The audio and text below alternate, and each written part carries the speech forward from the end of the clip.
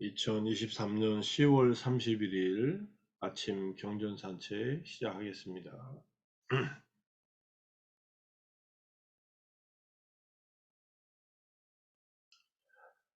덕구경 157번째 개송, 이제 제 12장의 자기품 첫 번째 개송입니다. 보디 라자 꾸마라 왓도에서 보디 왕자에 관련된 이야기입니다. 보디 왕자에 대해서는 이제 보디 왕자경이라는 경전 마티마니카야 85번째 경전이 있으니까 그 내용 얘기를 하면서 또 말씀드리겠습니다. 만일 자신을 사랑스럽다고 안다면 그 자신을 잘 보호해야 한다. 현명한 이는 밤의 세 시간대 가운데 어느 한 시간대는 깨어 있어야 한다. 그리고 이제 주석이 쭉 길어요. 굉장히 길어서 한글만 여기다 써놓고 뒤에 이제 빨리어로 이렇게 써놨는데 뒷장은 빨리어입니다. 이제 설명을 쭉 했는데 한번 설명을 쭉 보고서 다시 한번 보겠습니다. 여기서 밤의 3시간대란 스승님, 부처님께서는 담마의 주인이시며 가르침의 능숙함 때문에 이제 여기서는 인생의 3단계 중 하나를 가리킨다고 보아야 한다. 밤의 3시간대는 본래 초야, 중야, 후야 이렇잖아요. 초야는 저녁 6시에서 10시까지 4시간씩 밤을 나눕니다. 중야는 10시에서 2시까지, 후야는 2시에서 6시까지. 우리는 이제 막 후야를 지나고 있는 겁니다. 이 개성대로 한다면 우리는 마지막 후야에 일찍 일어나서 정진을 하고 있기 때문에 깨어있는 수행을 하고 있다 이렇게 볼 수도 있겠죠. 물론 뭐 저녁 때 초저녁에 6시에서 10시까지 정진할 수도 있고 10시에서 2시까지 깨어서 정진할 수도 있고 2시에서 6시 사이에 깨어서 정진할 수도 있겠지만 이렇게 지금 오늘 하루를 살더라도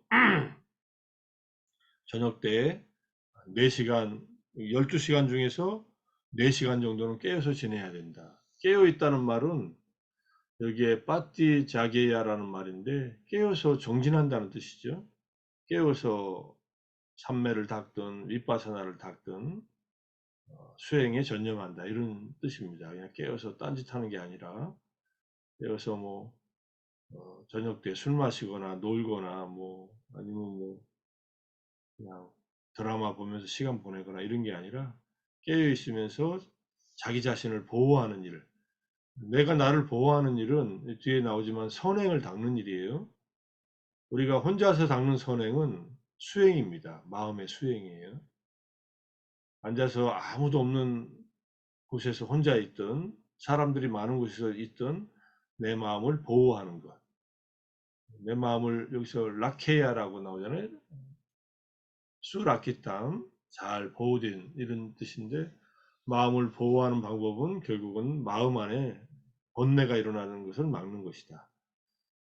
이제 마음을 보호하는 핵심적인 방법은 사띠를 마음 챙김을 우리의 마음의 이 육문 6가지 마음의 문에 사띠를 세워놓는 겁니다. 굳건하게.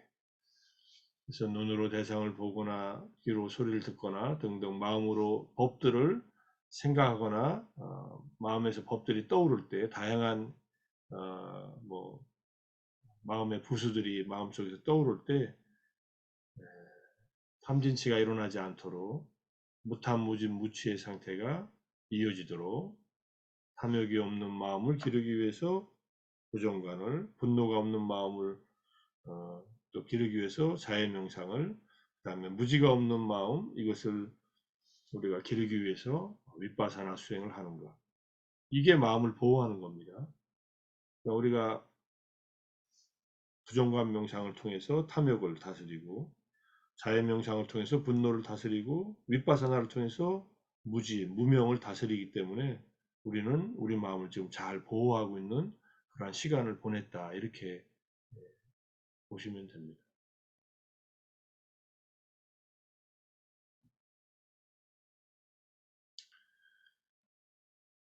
자, 그 다음에 주석서를 한번 쭉 보겠습니다. 약간 오자도 있는데 여기서 밤의 3시간대란 지금 이제 인생의 3단계 중 하나이다. 인생의 3단계 중은 어린 시절, 그 다음에 뭐 어린 시절이라고 하는 것은 미성년자, 뭐 10대에서 20대까지라고 하고, 그 다음에 청년, 그 다음에 장년 시절 20대에서 40대까지, 그 다음에 후반 시절은 40대에서 이제 노년기 60대 또는 그 이후의 시대.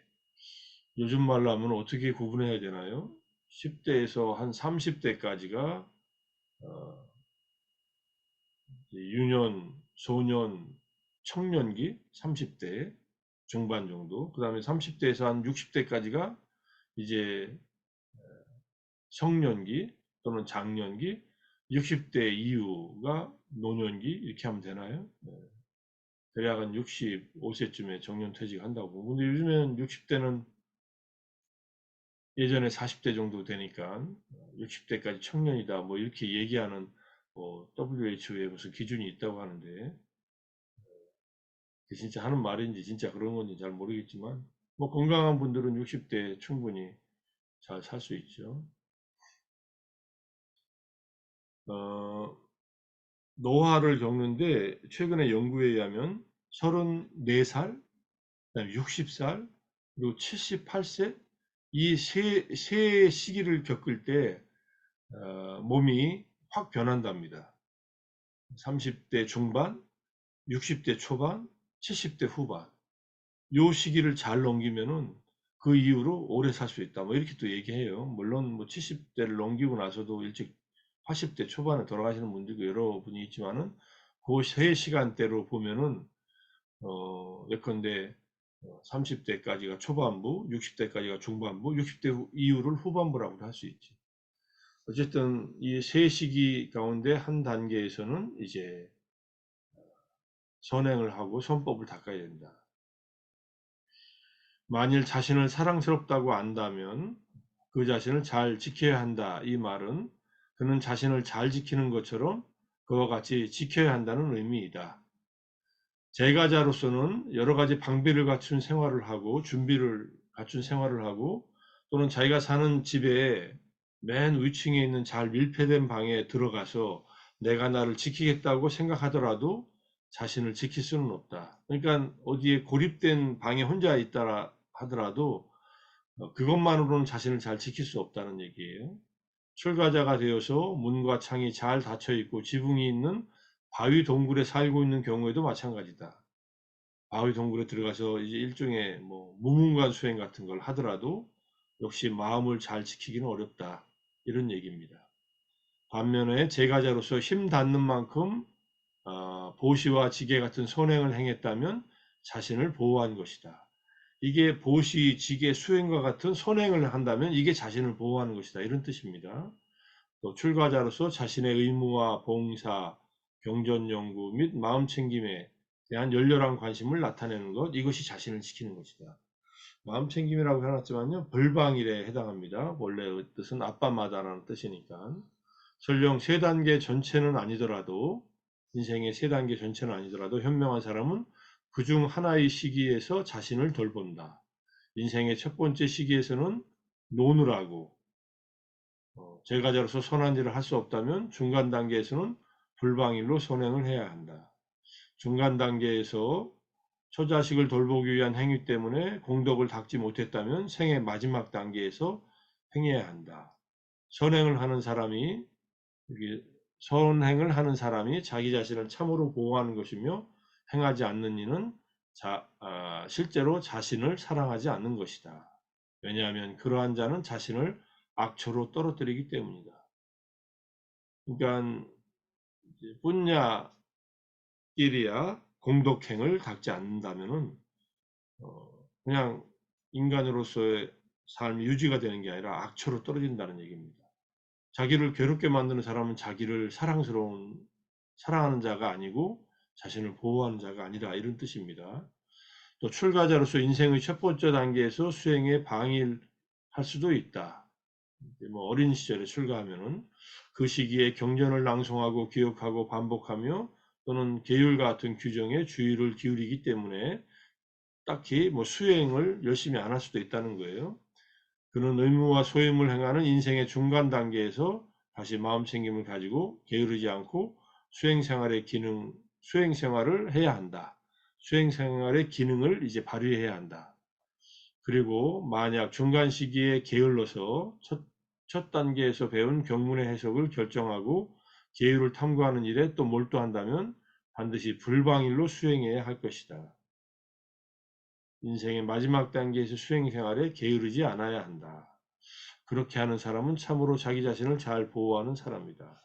그렇게 하지 않는 사람은 자기를 참으로 사랑하지 않는 것이다. 그런 사람은 뒤따르는 후회의 고통으로 자신을 괴롭힌다. 이계송을 부처님께서 말씀하신 게 보디 왕자를 위해서 말씀하셨다고 했잖아요. 이제 나중에 이제 마찌마니까야 보디 왕자경, 보디 라자 꾸마라 수타 마찌마니까 3권에 나오는데 320페이지부터 꽤 깁니다. 이 경전을 저는 이 개송하고 연결시켜서 이제 오늘 처음 보는데 331페이지까지 중간에 생략된 것까지 하면 꽤 긴데 보디 왕자가 이제 코산비의 우데나 왕과 그 왕의 딸인 왕비의 스라에서 태어나요.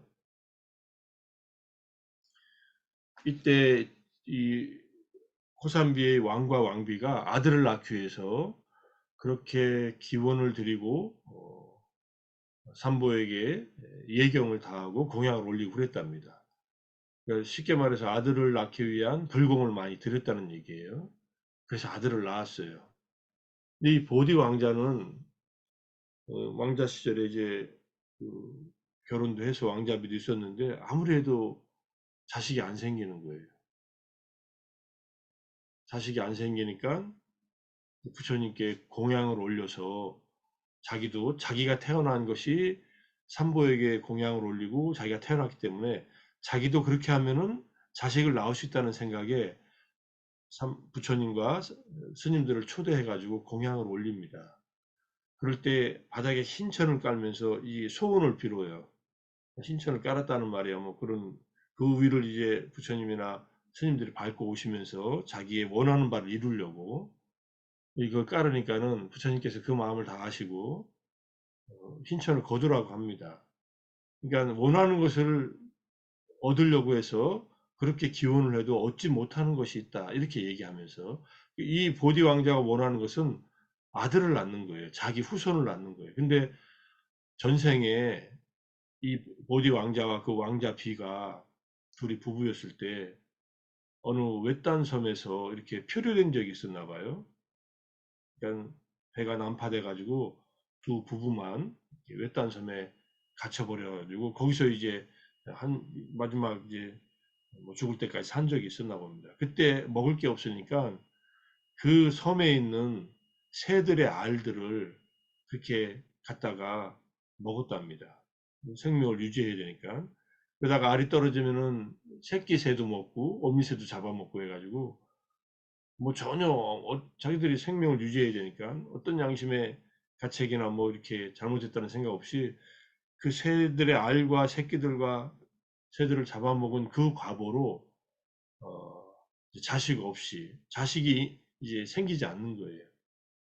너무나 많은 새끼들을 새들의 알을 먹었기 때문에 그 인연관계를 쭉 아시는 부처님께서 왕자가 그렇게 승단에다가 그런 마음을 먹고 보시를 하더라도 이걸 이룰 수 없다는 걸 아시고 그렇게 하지 말라고 합니다.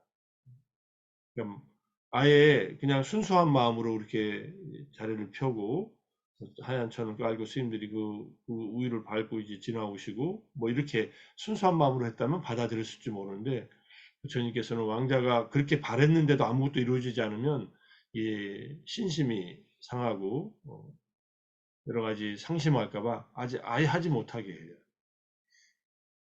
이건 뭐 그 인과관계를 다 아시는 부처님만이 하실 수 있는 일이지만 그런 다음에 이제 보디 왕자는 행복으로는 행복을 얻을 수 없을 것 같습니다. 어떤 괴로운 과정을 거쳐야만 행복을 얻을 수 있다고 생각합니다. 이렇게 부처님께 얘기를 합니다. 부처님을 만나서. 그러니까 부처님께서 나도 그렇게 생각하고 수행한 적이 있다 하면서 당신의 고행할 때 얘기를 들려줘요. 들려줘요. 그리고 나서는 고행을 해야 고통을 겪어야만 행복을 얻을 수 있는 게 아니다. 뭐 우리 속담으로 고진감래라는 말은 어려운 과정을 잘 견뎌내야 그 다음에 좋은 결과가 있다는 그런 한자 사자성어지만은 그러니까는 인내하고 참고 열심히 노력한 다음에 결과를 바래라 이런 뜻이 고진감래이지만 그게 몸을 괴롭혀라 이런 얘기는 아니잖아요. 그래서 왕자가 그렇게 말하고 부처님께서 쭉 법문을 이제 당신의 이제 그 고행할 때의 시절, 그다음에 깨달음을 얻는 단계 그 과정들을 쭉 얘기해 주면서 이제 보디 왕자에게 마음이 믿음이 새로운 방향으로 믿음을 일으켜서 깨달음을 얻도록 이렇게 도와줍니다. 그때 이제 58절에 앞에 이제 쭉 얘기들이 있고 5가지 노력하는 자의 구성 요소가 있다. 이것을 갖추면은 이제 이룰 것을 이룬다. 이런 뜻입니다. 그러니까 그냥 이제 자기가 자기 아들을 바란다고 해서 아들을 낳게 하는 게 아니라 이 5가지를 갖추면은 특별한 법을 얻을 수 있다라고 법문합니다. 여기 비구는 믿음이 있다. 열애의 깨달음의 믿음을 가진다. 이 말, 열애의 깨달음, 타타가타사 보디입니다. 우리는 믿음을 가질 때 열애는 깨달았다는 믿음을 가져야 돼요. 안 가지면 어쩔 수 없지만은 안 가진 사람은 열애의 말씀을 듣는데 그렇게 정성스럽게 듣지 않겠죠. 건성건성 듣거나 그럴 수도 있거나 이렇게 듣겠지만은 부처님께서 깨달았다고 하는 사실을 마음으로 받아들이고 믿는다면은 그러면은 우리는 부처님의 깨달음에 대한 그 믿음으로 그분의 가르침을 마음속으로 받아들이고 이제 정진할 수 있는 마음을 낸다는 거예요. 이런 이유로 그분 세존께서는 아라한이시며 우리가 아침에 붓다누사 때 붓다의 공덕에 대한 거듭 마음 챙김할 때 한 얘기입니다. 괴로움의 원인인 번뇌를 모두 없애버린 분, 공양받을 만한 분 아라한입니다. 괴로움의 원인인 번뇌를 모두 없애져 버렸다는 말이 아라한의 의미예요, 본래. 제가 그걸 더 붙여서 넣은 거니까 이해하시고 완전히 깨달은 분, 정등각자이시며 명제와 실천을 구족한 분, 명행족이시며 피안으로 잘 가신 분, 또는 진리를 잘 보이신 분, 선서이시며 서자가 틀렸네요. 세간을 잘 알고 계신 분, 세간이시며 가장 높은 분, 무상사 또는 사람을 잘 길들이는 분, 조호장부. 무상 조호장부 하면 이게 붙여서 말하죠. 하늘과 인간의 스승이며 부처님은 이며 세존이다. 이 9가지 또는 10가지 덕목을 갖춘 분이 부처님이라고 하는 믿음을 일으키는 겁니다. 이 믿음이 있어야 그 다음 단계에 수행을 한다. 이런 뜻이에요. 그 다음에 두 번째는 병이 없고 고통이 없으며 음식을 고루 소화시키도록 하고 소화시키고 너무 차지도 않고 너무 덥지도 않은 중간에 업에서 생긴 둘의 요소를 구족하여 정진을 감내한다. 이 핵심은 건강하다는 뜻이에요. 병이 없고 고통이 없다는 말. 그 기본적인 몸의 상태는 음식을 소화시킬 수 있을 정도로 몸이 건강하다는 얘기입니다. 음식을 소화시키지 못하면은 건강한 게 아니죠. 그럼 빨리 이제 건강을 회복시켜야죠. 감기에 걸릴 수 있고 몸살이 날 수도 있는데 음식을 소화시킨다면은 정진할 만한 겁니다. 그래서 정진을 감내할 정도로 몸이 건강하면 돼요. 그 다음에 정직하라. 정직하고 현혹시키지 않는다는 말은 스승과 자기의 지적인 동료 수행자들에게 있는 그대로 자신을 드러낸다는 것. 동료 수행자를 속이지 않고 그다음에 스승을 속이지 않는다는 이거는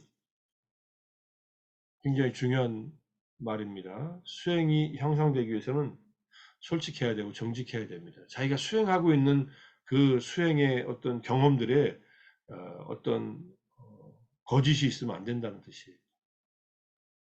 그 다음에 그는 열심히 정진하여 머문다. 건강한데 네 번째 열심히 정진하여 머물며 해로운 법들을 버리고 유익한 법들을 갖추기 위해서 굳세고 분투하며 유익한 법들에 대한 임무를 내팽기지 않는다. 유익한 법들은 개정의 사막을 말하고 그 다음에 그 이전에 보시와 이런 다양한 선행들을 말하죠. 그 다음에 마지막 통찰지를 가졌다. 일어나고 사라짐을 꿰뚫고 일어나는 법, 사라지는 법. 통찰지, 윗바사나는 바로 현상들이 일어나고 사라지는 것을 꿰뚫는 거예요. 무상을 보는 거죠. 성스럽고 통찰력이 있고 바르게 괴로움의 소멸로 인도하는 통찰지를 구족했다. 이것이 5가지 노력하는 자의 구성 요소이다. 이 5가지를 갖춘 자는 7년이 아니라도 좋다. 6년이 아니라도 좋다. 쭉 부처님이 세월을 얘기하세요. 일주일이 아니라도 좋다. 이것을 갖춘 비구는 열애의 지도를 받아 저녁에 가르침을 들으면 아침에 특별함을 얻게 되고 아침에 가르침을 들으면 저녁에 특별함을 얻게 될 것이다. 이것을 갖춰야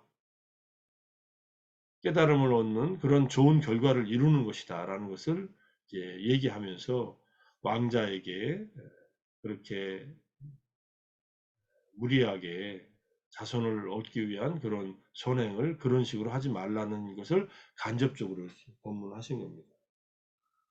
이 법문을 듣고 보디 왕자는 소타판나가 됩니다. 왕자의 신분으로서. 그리고 계속 왕위를 계승했겠지만은 어쨌든 자식은 그 생에서 이 왕자가 이 생에서는 자식을 낳지 못했다는 것은 이제 우리가 얘기를 들을 수 있고, 그렇지만 왕자에게 인생의 세 시기 중에 한 시기, 그대가 지금 젊은 시기에 있으니 지금 수행을 하든 그 다음 나이가 들어서 수행을 하든 한 시기에는 수행을 하라 이렇게 얘기한 겁니다. 그 중에 부처님은 이제 경전, 다른 경전에 보면은 젊을 때 수행하라고 얘기를 해요. 젊을 때, 힘이 있을 때. 그럼 언제 힘이 있는 것이냐?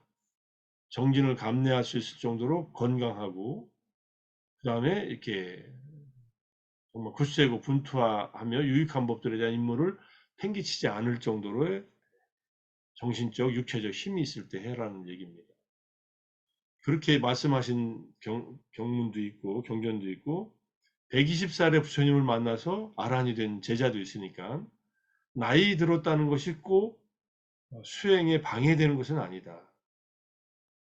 미리미리 수행을 해놨으면 좋은 일이지만 안 했다 하더라도 언제라도 열애에 대한 깨달음의 믿음이 일어나고 몸이 건강하고 또 정직하게 정진에 몰입하고 통찰지를 지닐 정도로 삼매를 닫고 계를 갖췄다면 그 사람은 언제든지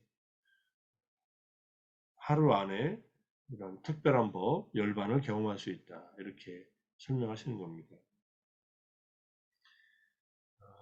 저도 나이가 들었다는 생각을 하지만 제가 이제 60이 됐는데 만으로 60과 61살은 다르다고 61살이 된 분이 얘기를 하더라고요. 1년만 지나보라고 어떻게 달라지나. 그래서 저도 내년이 어떻게 될지 궁금해요, 사실은. 금년과는 완전히 다르게 뭔가 노쇠 현상을 겪을지.